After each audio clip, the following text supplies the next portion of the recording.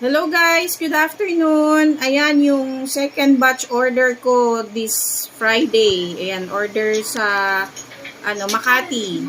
Bound to Dusit Hotel Makati. Thank you kay Ma'am Agnes. Ayan, sa pag-order niya ulit sa mga products ko. Ayan, medyo matagal-tagal din siyang nag-order kaya ngayon nami-miss na daw nila yung product ko.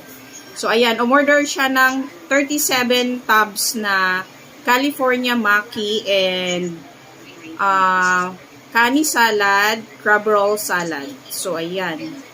Yan ang order ni ma'am. Napakasarap na California Maki. O, kita nyo yung laman guys. Napakasulit.